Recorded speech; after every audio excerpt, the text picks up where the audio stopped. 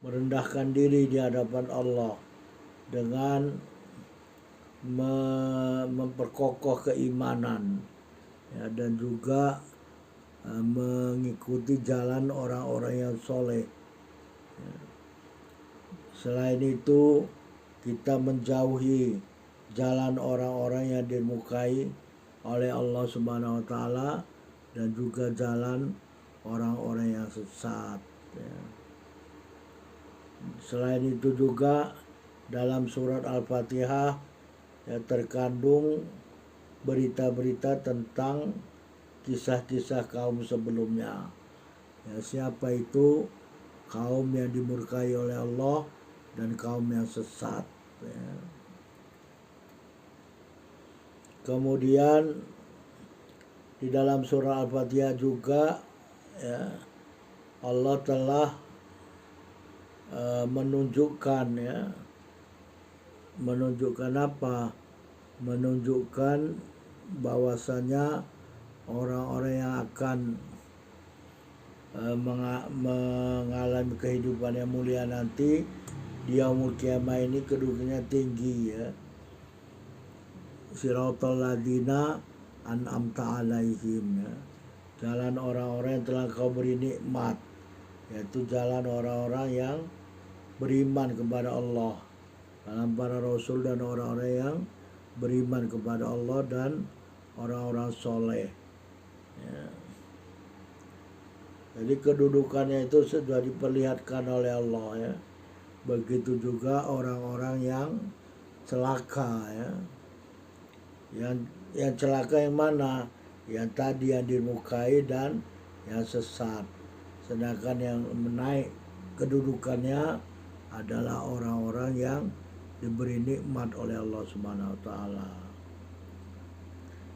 Kemudian juga di dalam surah Al-Quran ini ada masalah beribadah, yang melaksanakan perintah Allah dan meninggalkan larangannya, ya. Kita tinggalkan larangan Allah supaya kita tidak termasuk orang-orang yang dimurkai oleh Allah dan orang-orang yang sesat. Kita laksanakan perintah Allah supaya kita mendapat nikmat dari Allah, balasan kelak di yaumul jaza, dan lain-lain, ya, dari tujuan-tujuan asas dari urusan-urusan Islam.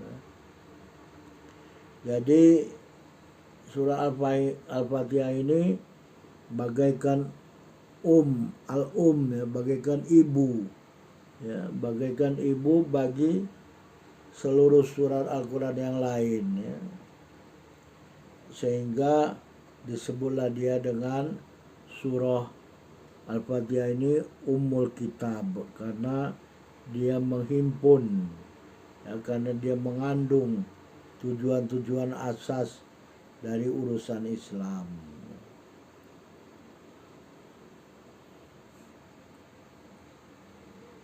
Selain itu juga, ya, dikatakan surah Al-Fatihah ini namanya adalah Alhamdu, ya. Nama yang lain adalah As-Sholah, ya, karena sabda Rasulullah SAW, ya, di dalamnya adalah firman Allah, ya, hadis qudsi. Allah telah berfirman, qasamtu sholata baini wa baina abdi nisfain, ya. Wa idza qala al-abdu alhamdulillahi rabbil alamin qala Allah hamidani abdi. Ini adalah hadis sahih, ya. Jadi disebut dengan sholat juga surah Al-Fatihah.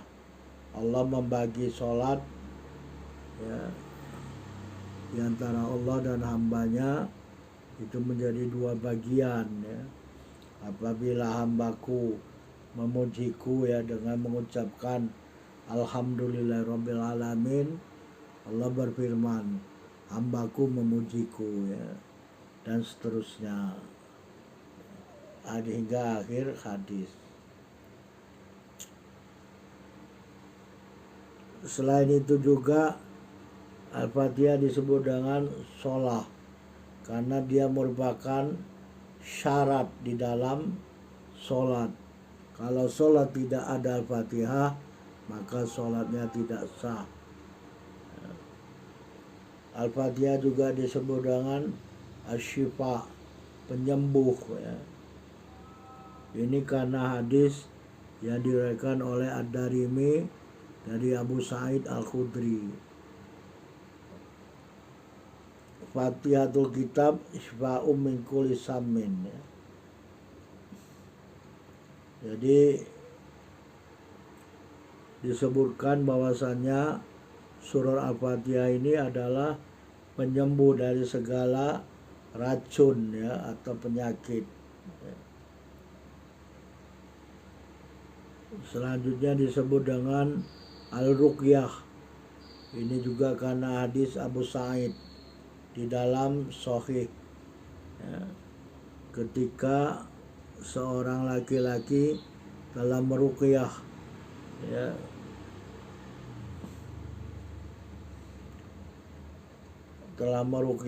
seorang kepala suku, lalu dia melaporkan kepada Rasulullah, lalu ditanyakanlah kepada Rasulullah ya.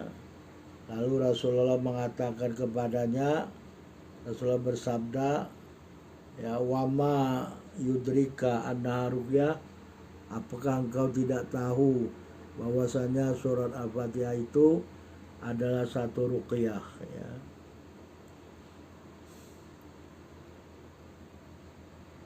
Jadi surah Al-Fatihah ini bisa dijadikan ruqyah ya untuk penyakit. Selanjutnya surah Al-Fatihah ini disebut dengan asal